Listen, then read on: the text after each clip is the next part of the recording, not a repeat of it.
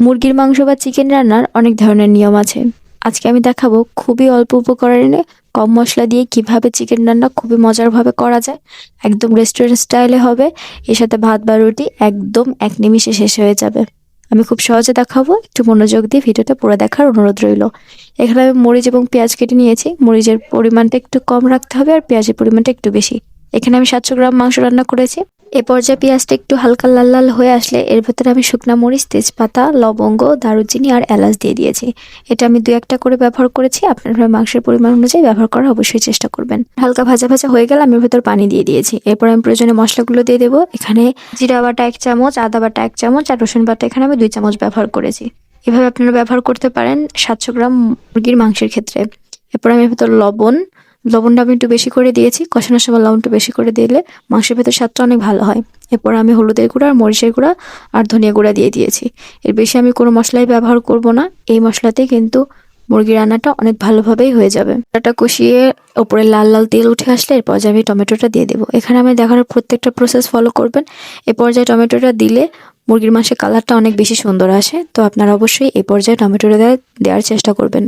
এরপর টমেটো থেকে যে পানিটা বের হবে সেটা আমি ঢাকনা দিয়ে ভালো করে শুকিয়ে নিচ্ছি। দেখতে পাচ্ছেন ঢাকনা দিয়ে আমি বারবার করে এই মশলাটা কষিয়ে নিলাম। এরপরে টমেটোটা ভালো করে সেদ্ধ হয়ে এসেছে আর পানিটা একদম ছেড়ে দিয়েছে আর অনেক তেল বের হয়ে এসেছে। এ পর্যায়ে আমি এর ভেতরে মাংস আর আলু দিয়ে দিয়েছি। এখানে আলু আর মাংস মিলে মোট 1 কেজি পরিমাণ হবে। আপনারা চাইলে এখানে আলুটা নাও দিতে পারেন, তবে আমি দিয়েছি। আলুটা দিলে মুরগির মাংসের যে ঝোলটা আছে সেটা অনেক বেশি গাঢ় হয়। তো আমি এখানে ভালো করে মশলার ভেতরে ভাজা ভাজা করে নেব। এই পর্যায়ে কিন্তু কোনো পানি ব্যবহার করা যাবে না। এই মাংস থেকে যে পানিটা বের হবে বারবার ঢাকনা দিয়ে পানিটা বের করে নেবেন। এরপর এই পানির ভেতরেই মাংসটা ভালো করে ভাজা ভাজা করে নিতে হবে। এ পর্যায়ে কষানোর জন্য এক্সট্রাভাবে কোনো পানি দেওয়ার প্রয়োজন নেই। এই পানিটাই মাংস কষানোর জন্য যথেষ্ট। এরপর আমি ভালো করে ভাজা ভাজা করে নিয়েছি। পর্যায়ে অবশ্যই খেয়াল রাখতে হবে যাতে মাংসটা ধরে না যায়। তো দেখতে পাচ্ছেন মাংসটা ভালো করে কষানো হয়ে গেলে আমি এর ভেতরে পানি দিয়ে দিয়েছি। এখানে অবশ্যই গরম পানিটাই ব্যবহার করতে হবে। পাশের চুলায় আমি গরম পানি তুলে দিয়েছিলাম। তো আমি এখানে পানিটা ব্যবহার করলাম। যেহেতু মাংস কষানোর সময় কোনো পানি দেওয়া হয়নি, মাংস থেকে বের হওয়ার পানিটাই আমি ব্যবহার করেছি কষানোর জন্য। তো এক্ষেত্রে ঝোলটা একটু বেশি করে দিয়ে মাংসটা একটু বেশি সময় ধরে জাল করে নিলেই মাংসের যে ঝোলটা আছে সেটা অনেক বেশি মজার হয় আর অনেক বেশি ঘন হয়। তো আমি এখানে দেখতে পাচ্ছেন ঢাকনা, এখানে অবশ্যই ঢাকনাটা ব্যবহার করা যাবে না। ঢাকনা ব্যবহার করলে মাংসের ওপরে যে ঝোলের ভেতরে যে তেলটা আছে সেটা নষ্ট হয়ে যাবে। তো আমি এখানে আস্তে আস্তে করে পানিটা শুকিয়ে নিচ্ছি, দেখতে পাচ্ছেন। এ পর্যায়ে আমার পানিটা শুকানো হয়ে গেছে। বলক ওঠানোর সময় অনেক সময় মনে হয় যে ঝোলটা যথেষ্ট এখনো শুকায়নি, কিন্তু চুলাটা বন্ধ করে দিলে অনেকটাই পানি টেনে নেয়। দেখতে পাচ্ছেন অনেকটাই ঝোল কিন্তু এখানে শুকিয়ে এসেছে। তো একদম শুকিয়ে ফেলবেন না, একটু পানি রাখতেই বন্ধ করে দেবেন। এরপর আমি এটা একটা বলে তুলে নিচ্ছি। দেখতে পাচ্ছেন এটার ঝোলটা কতটা সুন্দর হয়েছে আর গাঢ় হয়েছে। এই ঝোল দিয়ে কিন্তু রুটি আর ভাত খেতে অনেক বেশি মজা হয়।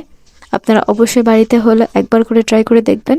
আর যদি টমেটো আপনাদের সিজন অনুযায়ী না থাকে তাহলে এই পর্যায়ে আপনারা টক দইটা ব্যবহার করতে পারেন, তাহলে সেম স্বাদটাই পাবেন। আমি আমার চ্যানেলে খুব সহজেই আপনাদের জন্য রেসিপি শেয়ার করার চেষ্টা করি। আমার রেসিপির যদি কোনো অংশ একটু ভালো লেগে থাকে তাহলে অবশ্যই লাইক কমেন্ট করতে ভুলবেন না।